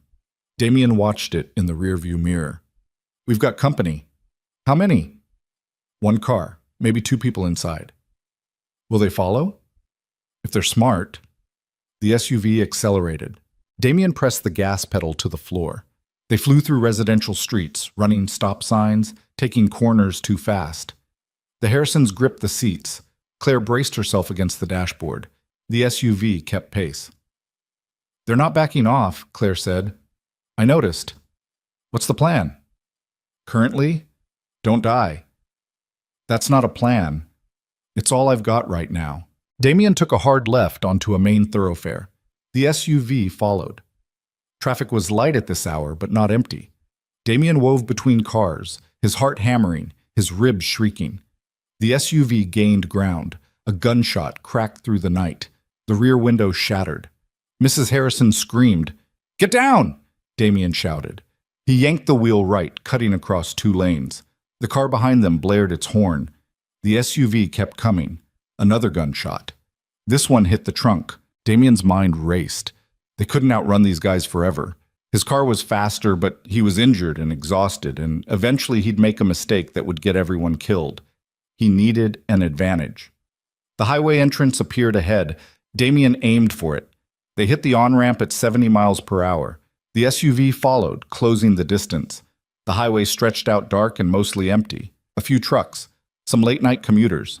Nobody expecting a high-speed chase. Damien pushed the car to 90. The SUV matched it. They were gaining. There's a gun in the glove compartment, Damien told Claire. She opened it, pulled out a compact pistol. I don't know how to use this. Point and pull the trigger. That's not helpful. It's all the training we have time for. Claire rolled down the window. Wind whipped through the car. She leaned out slightly, aimed at the SUV, and fired. The shot went wide. She fired again. This one hit the windshield. The SUV swerved but recovered quickly. "They're not stopping!" Claire shouted over the wind. "Keep shooting!" She emptied the clip. Most shots missed. One hit the SUV's hood. Another took out the driver's side mirror. But they didn't stop. They got closer. Close enough that Damien could see the driver's face in the rearview mirror. Cold, professional, determined. Close enough that when the passenger leaned out the window with a rifle, Damien knew they were out of options. "Hold on!" he screamed. He slammed the brakes. The car decelerated violently. The SUV shot past them, its driver caught off guard. Damien spun the wheel. The car fishtailed, tires screaming, momentum fighting physics. For one terrible second, they were spinning sideways across 3 lanes of highway traffic. Then the tires gripped. Damien straightened out and floored it in the opposite direction, back toward the city, away from the SUV that was now behind them, scrambling to turn around. "Is everyone okay?" he asked. Mrs. Harrison was crying. Mr. Harrison held her. Claire checked them both. "We're alive," she said. "Good. Stay that way." Damien took the next exit, plunged back into surface streets, took random turns through neighborhoods he barely recognized. After 15 minutes, he pulled into an empty parking garage and killed the engine. Silence. Everyone breathed hard, hearts pounding, adrenaline crashing. "Did we lose them?" Mr. Harrison asked quietly. "For now." "What happens next?" Damien looked at Claire. She looked back. Neither of them had an answer that didn't end in more violence. "We keep moving," Damien said finally. "We get you to New York, and then I end this." "How?" Mrs. Harrison's voice was small and frightened. Damien thought about Marco bleeding out in that apartment, about his mother's soldiers hunting them through the city, about Claire sitting beside him with a gun she'd never wanted to hold. "By becoming the monster she always thought I was," he said quietly. They drove for 2 more hours, taking back roads and avoiding highways. Around dawn, Damien pulled into a rest stop in Indiana. "I need to make a call," he said. He walked away from the car and dialed Elena. She answered on the 3rd ring. "It's 5 in the morning, Damien. Someone better be dead." "Not yet, but close." Her tone shifted immediately. "What happened?" He told her everything. The brewery, Marco, the evidence, the chase. Elena listened in silence. When he finished, she let out a long breath.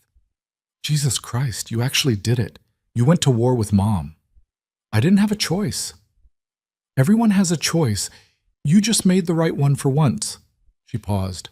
"Where are you now?" "Indiana, heading your direction with 2 elderly people who need somewhere safe to stay." "Bring them here. I've got space."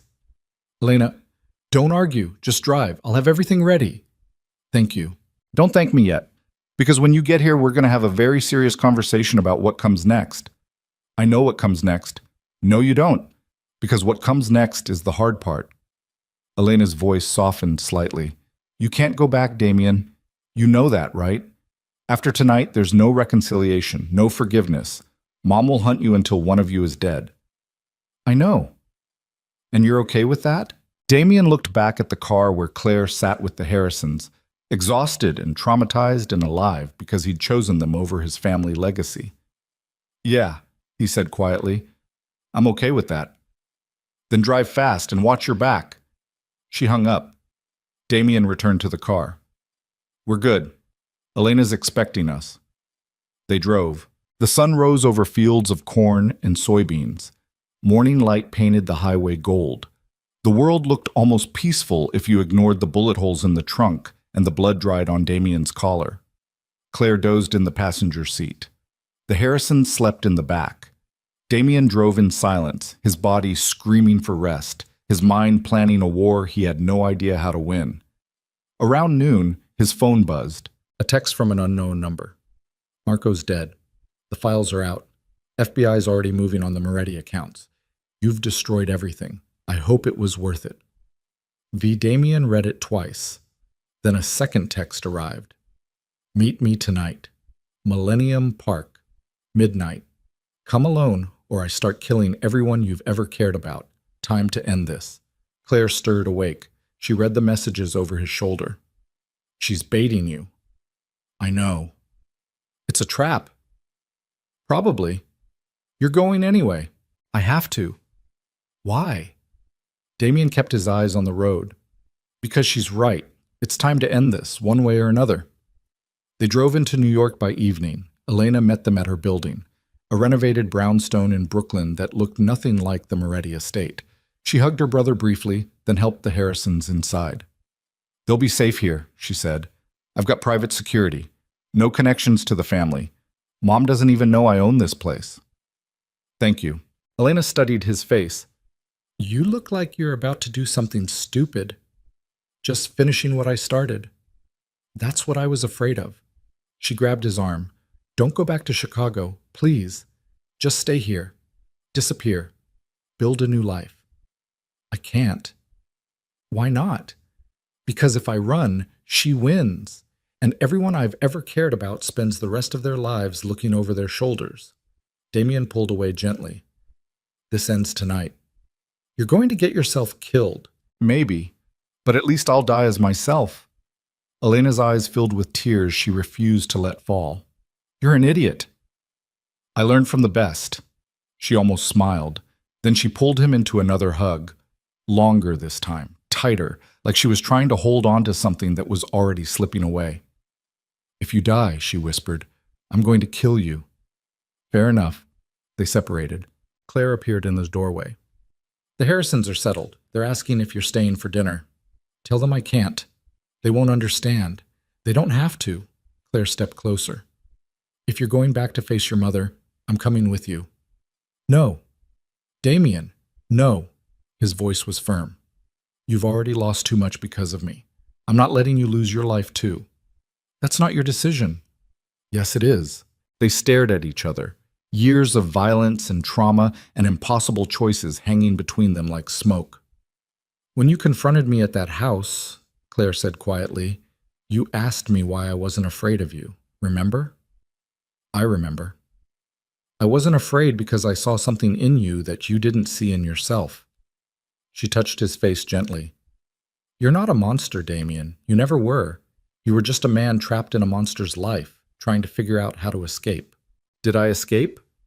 I don't know yet, but I know you're trying, and that's more than most people in your position would do.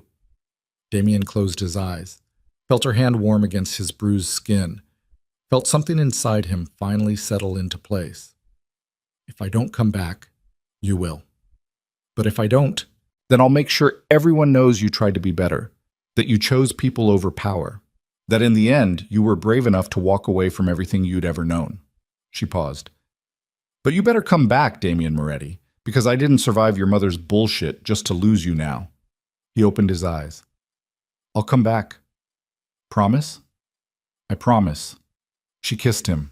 It was brief, gentle, the kind of kiss that felt like a beginning and an ending happening simultaneously. When they separated, Damien stepped back. Take care of the Harrisons, he said. I will. He turned and walked toward the door. Elena called after him. Damien? He stopped. Kill her. The words hung in the air like a verdict. Damien nodded once. Then he left. But he drove through the night, retracing the route back to Chicago. 14 hours. No stops except for gas. No food, no sleep. Just highway and darkness, and the knowledge that he was driving toward his own execution or his mother's. By 11:30, he was parking near Millennium Park. The city glowed around him, towers of glass and steel reaching toward a clouded sky. The park stretched out dark and mostly empty, its famous sculptures casting strange shadows across the pathways. Damien got out of the car. He left the laptop with Marco's evidence in the trunk.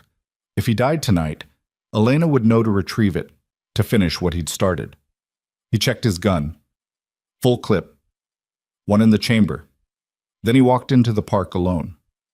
The pathway wound between trees and sculptures and carefully manicured landscaping.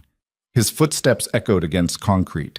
The city's ambient noise hummed around him, distant traffic, the occasional siren, the wind moving through branches. He reached the Cloud Gate sculpture, the massive bean-shaped mirror that reflected the city back at itself in warped, distorted glory. Vivian Moretti stood beneath it. She wore a long black coat. Her dark hair was perfect despite the late hour. Her expression was calm and cold and utterly devoid of mercy. 4 men flanked her, armed, professional, ready. Damien stopped 20 feet away. For a long moment, mother and son stared at each other across the space between them, a space filled with 32 years of violence and manipulation and love twisted into something unrecognizable. "Hello, Damien," Vivian said softly. "Mother? You look terrible. I've had a rough few days." "So I've heard. The FBI seized 17 of our accounts this morning. They've issued warrants for 8 family members. Our connections in City Hall are scrambling to avoid indictment." Vivian smiled without warmth. "You've been busy. You forced my hand. I gave you every opportunity to walk away, to be reasonable, to choose family over sentiment." Claire wasn't sentiment. She was proof that I could be something other than what you made me. And look where that got you. Vivian gestured at the empty park around them. Standing here alone, hunted, desperate. Was it worth it? Damien thought about Claire's kiss, about Marco's sacrifice, about the Harrisons sleeping safely in Elena's brownstone. "Yes," he said quietly. "It was worth it." Vivian's expression hardened. "Then you're a fool." "Probably, but I'm done being your monster." "You were never my monster, Damien. You were always your father's son, weak, emotional, too stupid to understand that mercy is suicide in our world. Dad had more humanity in his little finger than you've had in your entire life. And where did that humanity get him? 3 bullets in a parking lot?" The words were designed to wound. They worked. Damien's hand moved toward his gun. Vivian's men raised their weapons immediately. "Don't," Vivian said calmly.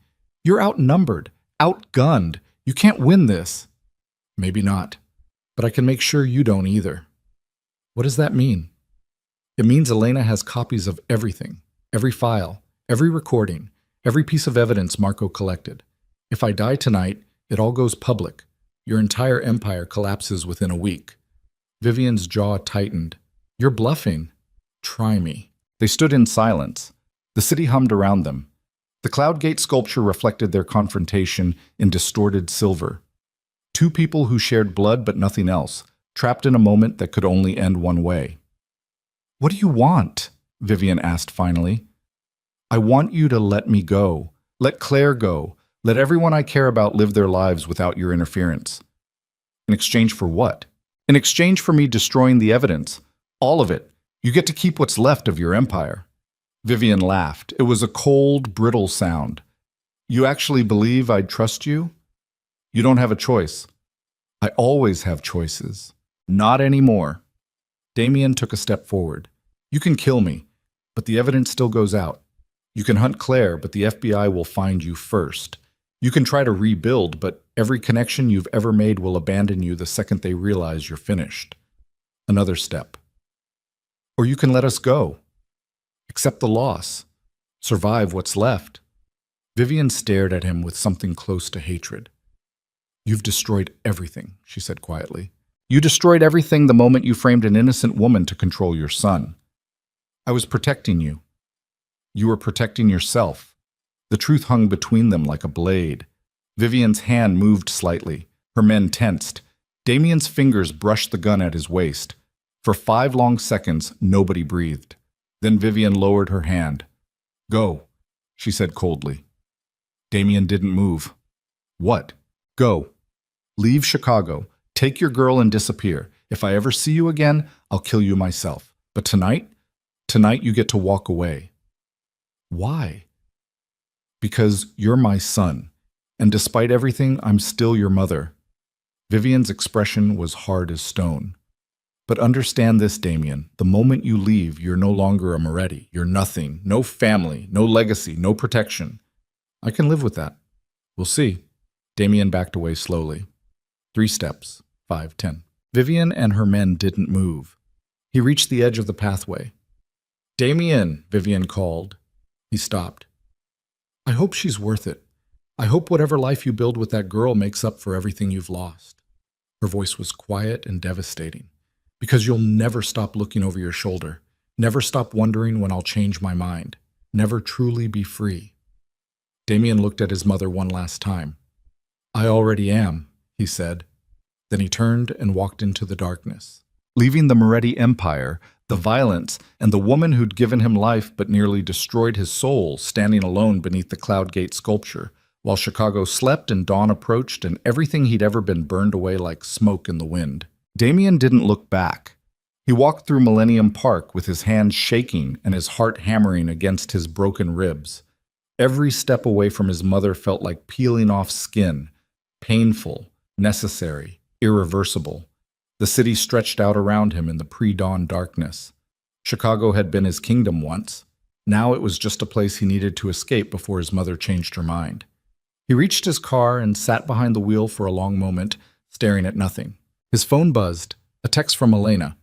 Did you survive? Damien typed back. Yeah, are you coming back? Soon. He started the engine and drove. Not toward New York, not yet. First, he needed to finish something. The apartment in Humboldt Park looked different in daylight, less threatening, just sad. Damien climbed the stairs to the third floor. The door to apartment 3C hung open slightly. Yellow police tape crossed the entrance. He ducked under it. Inside, the apartment was empty. The chair where Marco had sat was gone. The blood on the floor had been cleaned, leaving only faint stains on the cheap linoleum. The laptop was missing, probably seized as evidence. But on the table, someone had left a note. Damien picked it up. Marco's handwriting, shaky but legible. Boss, if you're reading this, it means I didn't make it. Good. That means the plan worked. The files are out. Your mother's finished, and you're free. Don't waste it. Don't spend the rest of your life looking over your shoulder or feeling guilty about choices you couldn't control. Just live. Be happy. Be better than all of us. That's the only way any of this means anything. M. Damien folded the note carefully and put it in his pocket. He stood in the empty apartment for another minute, paying silent respects to a man who'd betrayed him, saved him, and died to give him a future. Then he left. The drive to New York took 14 hours. Damien stopped twice, once for gas, once to throw up in a rest stop bathroom, when the pain in his ribs became unbearable and the adrenaline finally crashed. He arrived at Elena's brownstone just after midnight. Claire opened the door before he could knock. She looked exhausted. Her blonde hair was pulled back messily. She wore sweatpants and one of Elena's oversized sweaters. She stared at him for a long moment. You came back, she said quietly. I promised. Promises don't mean much in your world. They do in mine. Something shifted in her expression. Not quite forgiveness, not quite trust, but maybe the beginning of both. She stepped aside. Come in before you collapse. Inside, Elena sat at the kitchen table with a glass of wine and a laptop. She looked up when Damien entered. You look like death. Feel like it too. Did you kill her? No. Why not? Because I'm not her. Elena studied him for a long moment. Then she nodded slowly. Good. That's the right answer. The Harrisons emerged from the guest room. Mr. Harrison moved carefully with his walker. Mrs. Harrison held his arm. You're back, Mrs. Harrison said. Relief flooded her voice. I'm back. Is it over? Damien thought about his mother standing alone under the Cloudgate sculpture, about Marco's body in a morgue somewhere, about the FBI agents probably raiding Moretti properties right now. Yeah, he said quietly. It's over. Mrs. Harrison hugged him.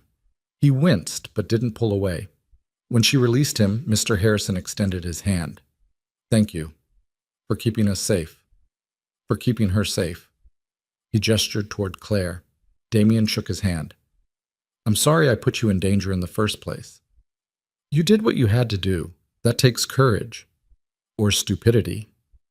Sometimes they're the same thing. Elena stood. All right, everyone out. Damien needs medical attention and about 48 hours of sleep. I'm fine. You're not fine. You've got broken ribs, internal bleeding, and you look like you went 10 rounds with a cement mixer. She grabbed his arm. Upstairs. Now. I'm calling my doctor. Elena, don't argue with me. I just spent 2 days watching cable news report on the collapse of the Moretti crime empire while worrying my idiot brother was dead. You owe me this." Damien let her pull him toward the stairs. Claire followed. Elena's doctor was discreet and expensive and didn't ask questions. She examined Damien in one of the upstairs bedrooms while Claire waited outside and Elena paced downstairs making phone calls. 3 cracked ribs, the doctor said. Severe bruising across your torso and back. Possible minor concussion. You're lucky you're not bleeding internally. I don't feel lucky. You should. Most people don't walk away from this kind of damage. She wrapped his torso in compression bandages. No heavy lifting, no strenuous activity, lots of rest, and for God's sake, stay out of fights. I'll try. Try harder. She left him with pain medication and strict instructions. Claire came in after the doctor left. She sat on the edge of the bed. How bad? I'll live? That's not an answer. It's the only one I've got right now. They sat in silence. Outside, New York hummed with traffic and distant sirens and the kind of noise that meant life continuing despite everything. What happens now? Claire asked. I don't know. That's honest, at least. Damien shifted slightly, wincing. I can't go back to Chicago. My mother might have let me walk away tonight, but that doesn't mean she won't change her mind tomorrow or next week or next year. So we stay here? Do you want to? Claire looked at her hands. I don't know what I want anymore. 3 months ago, I was cleaning houses and sending money to my mother and living a quiet life. Now I'm hiding in New York because the Mafia tried to kill me. I'm sorry. Stop apologizing. It doesn't change anything. Then what do you want me to say? I want you to tell me the truth. She looked at him directly. That night in the brewery, when your mother handed you that gun and told you to kill me, for just a second you considered it, didn't you? The question hung between them like broken glass. Damien wanted to lie, wanted to tell her he'd never even thought about it, that his loyalty to her was absolute from the beginning. But Claire deserved better than comfortable lies. Yes, he said quietly. For about 5 seconds I considered it, because in that moment killing you meant saving everyone else. My brain did the math. One life versus many, the practical choice versus the right one. Claire's jaw tightened. And then? And then I realized I'd rather die than become the person who could make that choice. That's not good enough. I know. You hesitated, Damien. When it mattered most, you hesitated. I did, and I'll regret that for the rest of my life. He met her eyes. But I need you to understand something. I spent 32 years being trained to think like a monster, to calculate, to prioritize survival over humanity. And in 5 seconds, I broke through all of that programming and chose you. You shouldn't have needed 5 seconds. You're right, I shouldn't have, but I did, and I'm asking you to decide if that's something you can live with. Claire stood and walked to the window. The city lights reflected in the glass. Her silhouette looked small and tired and impossibly strong. I don't know if I can trust you, she said. I know. You've lied to me. You've put me in danger. You've made choices that almost got me killed. I know. But you also saved me, protected me, gave up everything you had for me. Yes. She turned around. Tears glistened in her eyes but didn't fall. So where does that leave us? Damien stood carefully, his ribs protesting. He crossed the room until he was standing in front of her. It leaves us here, he said, 2 broken people trying to figure out if they can build something honest from all this damage. I can't promise I won't make mistakes. I can't promise I'll always make the right choice immediately. But I can promise I'll try, every single day, to be better than I was, to be the person you saw when you looked past the monster. That's not enough. I know, but it's all I have to offer. Claire looked at him for a long time, searching his face for something, truth maybe, or proof that he meant it. Finally, she spoke. I need time. How much? I don't know, maybe weeks, maybe months. Maybe I'll wake up one day and realize I can't do this, that the damage is too deep. And if that happens, then you let me go. No guilt, no manipulation, no grand gestures. Just let me walk away. Damien nodded. Okay. You promise? I promise. Claire reached up and touched his face gently, her fingers tracing the bruises and cuts. You really are trying, aren't you? Every day. She let her hand fall. Then I'll try too, but I'm not promising anything. I'm not asking you to. She nodded once and left the room. Damien stood alone by the window, watching the city lights blur through exhaustion and relief, and something that might have been hope. The next 3 months passed slowly. Damien healed, his ribs knitted back together. The bruises faded from purple to yellow to nothing. His body recovered faster than his mind. The news reported daily updates on the Moretti family's collapse, federal raids, arrests, trials. Vivian's face appeared on television looking older and harder, flanked by lawyers in expensive suits who couldn't save her empire from Marco's evidence. Elena kept track of it all. She'd watch the news with her laptop open, cross-referencing reports, making sure their mother couldn't rebuild. "She's finished," Elena said one night. "Accounts frozen, property seized. Half her organization rolled on her for immunity deals." "Good," Damien replied. "You don't sound happy about it." "I'm not happy. I'm just relieved." "That's fair." They sat in comfortable silence. Siblings who'd survived the same nightmare and were learning how to exist without it defining them. Claire kept her distance at first. She stayed with the Harrisons in Elena's guest room, helping them adjust to New York. She found work at a local community center, taking care of elderly residents who needed assistance. Damien didn't push, didn't demand answers or timelines. He just existed nearby, fixing things around the brownstone, cooking dinners that he'd leave in the kitchen for whoever wanted them, being present without being overbearing. Slowly, carefully, Claire started letting him back in. It started with conversations. Brief at first, then longer. They'd talk over coffee in the morning or wine at night, discussing everything except what had happened in Chicago. Then one evening, Claire asked him to help her move furniture in her room. They worked in silence, lifting a dresser, repositioning a bed frame. When they finished, Claire sat on the edge of the bed and looked at him. "I've been thinking," she said. "About? About second chances, about whether people can actually change or if we're all just pretending until we revert back to who we've always been." Damien sat beside her, keeping some distance between them. "What conclusion did you reach?" "I don't know yet, but I think I'm willing to find out." "What does that mean?" Claire turned to face him. "It means I'm scared. Terrified, actually. Because trusting you means accepting that you could hurt me again, but not trusting you means never knowing if we could have built something real. So I'm choosing to try. Not because I've forgiven everything, not because I trust you completely, but because I saw who you became when it mattered, and that person is worth the risk." Damien felt something loosen in his chest. "I won't let you down." "You might. People do. But I think you'll try not to, and right now that's enough." She leaned forward and kissed him. It was different from the first time, less desperate, more deliberate. The kind of kiss that acknowledged the damage while choosing to move forward anyway. When they separated, Claire smiled faintly. "Don't make me regret this." "I'll do my best." "Your best better be pretty damn good." "It will be." 6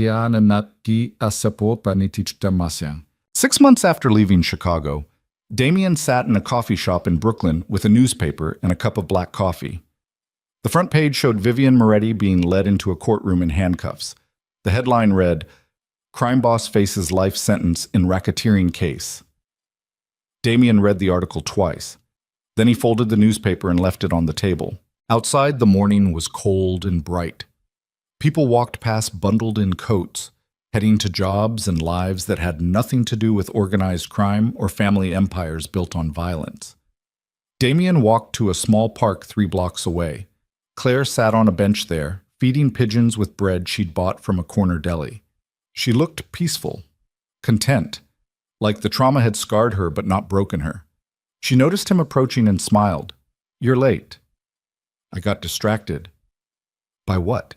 "The news." Her smile faded slightly. "Your mother?" "Trial started today." Claire set down the bread. "How do you feel?" "I don't know. Relieved, I guess. That it's finally over." "Is it over?" Damien sat beside her. "As over as it's ever going to be." They sat in silence, watching pigeons fight over crumbs. "I've been thinking about Montana," Claire said suddenly. "Your mother?" "Yeah, she's doing better. The medical bills are under control, but she's alone out there. and I miss her. You want to visit? I want to move back, not forever, just for a while, to help her, to see if I can reconnect with the person I was before all this happened. Damien felt something twist in his chest. When? Soon, maybe next month. Okay. Claire looked at him. You're not going to try to stop me? Why would I? Because we're finally in a good place. Because leaving might mean we lose whatever we're building. Or it might mean you get the space you need to heal properly. Damien took her hand. I told you I wouldn't cage you. I meant it. What if I don't come back? Then I'll be sad. But I'll understand. Claire's eyes glistened. You've really changed, haven't you? I'm trying. No, you have. The man who threw that whiskey glass in the kitchen all those months ago wouldn't have said that. He would have demanded, manipulated, made it about him. That man was a coward. And now? Now I'm just trying to be someone you can trust, even if that means letting you go. Claire kissed him softly. I do trust you. That's the terrifying part. They sat together in the cold morning, two survivors figuring out how to exist in a world without constant danger, learning that peace was harder to navigate than violence ever was. Claire left for Montana 3 weeks later. Damien drove her to the airport. They stood outside security, surrounded by travelers rushing past with suitcases and coffee cups. Call me when you land, he said. I will. And if you need anything, I know. They hugged. It lasted longer than it should have. Neither wanted to let go first. Finally, Claire stepped back. This isn't goodbye. I know. I mean it. I'm coming back. I just need to do this first. Take all the time you need. She picked up her bag and walked toward security, stopped, turned around. Damien. Yeah? Thank you for letting me be scared and confused and still choosing to wait. There's nowhere else I'd rather be. She smiled through tears and disappeared into the crowd. Damien stood there until he couldn't see her anymore. Then he walked out of the airport into the cold January air, alone but not empty, knowing that some distances were necessary for people to find their way back to each other. But, bye? Elena found him that night sitting on the brownstone's front steps, staring at nothing. She sat beside him without speaking. After a long silence, she asked, You okay? I don't know. That's fair. Elena pulled her coat tighter. You know what Dad used to say? Before he got killed? What? He said the hardest thing about being a Moretti wasn't the violence or the danger. It was learning how to be human in a world that rewarded being a monster. Dad said that? The night before he died, I was 15. I didn't understand what he meant then. Elena looked at her brother. But I do now. And I think you finally do too. Damien said nothing. You're not him anymore, Damien. You're not the Mafia boss. You're not the heir. You're just a guy who made terrible mistakes and is trying to be better. That's okay. It doesn't feel okay. It will. Eventually, when you stop punishing yourself for having been raised by monsters and start accepting that you broke free. Did I break free, or did I just trade one cage for another? Only you can answer that. They sat in silence while New York hummed around them. She's coming back, Damien said quietly. Claire? Yeah. You sound certain. I am. Why? Because she's stronger than all of us. And strong people don't run forever. They heal. Then they come back and build something better. Elena smiled. You really love her, don't you? Yeah, I do. Good. That makes this whole destroying our family empire thing worth it. Damien almost laughed. You think? I know, because for the first time in our lives, we get to choose who we are instead of inheriting it. And who are you choosing to be? Elena stood. I'm choosing to be someone who protects people instead of exploiting them. Someone who uses our family's money for good instead of evil. Someone Dad would have been proud of if he'd lived long enough to become anything other than a cautionary tale. That's a lot of pressure. Yeah, but it beats being Mom. They went inside together. Ciao. Claire returned to New York 4 months later. It was May. The city was alive with spring. Trees blooming, people flooding the parks, the air carrying the smell of hot dogs and optimism. Damien met her at the airport again. She came through arrivals looking different. Not physically, but something in her posture had shifted. She stood straighter, smiled easier, like she'd left some weight behind in Montana and come back lighter. "Hi," she said. "Hi yourself." "Miss me?" "Every day." Good answer. They walked to the car together. Claire told him about Montana, about her mother's recovery, about the ranch, about how the silence out there had helped her sort through everything that had happened. "And?" Damien asked as they merged onto the highway. "And what?" "And did you figure out what you wanted?" Claire looked at him seriously. "I want to build a life that's ours, not defined by your past or my trauma, just ours." "What does that look like?" "I don't know yet, but I want to find out. Together." Damien reached over and took her hand. They drove back to Brooklyn in comfortable silence. 1 year after leaving Chicago, Damien and Claire stood in a small community garden in Brooklyn. They'd spent the past 6 months building it, clearing trash from an abandoned lot, planting flowers and vegetables, creating a space where neighborhood kids could learn about growing things instead of destroying them. Claire knelt beside a tomato plant, checking for pests. Sunlight caught her hair. She looked happy. Damien watched her from a few feet away, holding a bag of fertilizer, thinking about how far they'd both traveled from that morning in the Moretti kitchen when he'd thrown a glass just to get a reaction. "You're staring," Claire said without looking up. "I'm admiring." "It's creepy. It's romantic. It's both." She stood and brushed dirt from her hands. "What are you thinking about?" "How lucky I am." "That's cheesy." "It's true." Claire walked over and kissed him. "You're a terrible liar, you know that?" "I'm not lying." "You're thinking about your mother." Damien smiled despite himself. "How did you know?" "Because you get this look, like you're waiting for the other shoe to drop, like peace isn't something you're allowed to have." She was right. Vivian had been sentenced to 30 years in federal prison. The Moretti empire was dismantled. Elena had used what remained of the family fortune to fund legitimate charities and community programs. But Damien still looked over his shoulder sometimes, still expected his mother's shadow to fall across his life and remind him that monsters never truly disappear. "She can't hurt us anymore," Claire said gently. "I know. Do you? Because you still act like she's going to appear around every corner. Old habits. Then it's time for new ones." Claire took his hand. "We're safe, Damien. We built this. We survived. And we get to be happy now. That's allowed?" "Is it?" "Yes. Even for former Mafia bosses who've committed countless crimes and broken every rule their family ever taught them." She squeezed his hand. "Especially for them." Damien pulled her close and held her while children played in the garden they'd built together. And the city hummed around them, and the afternoon sun painted everything gold. For the first time in his violent, complicated, carefully controlled life, Damien Moretti felt something he'd never experienced before. Peace.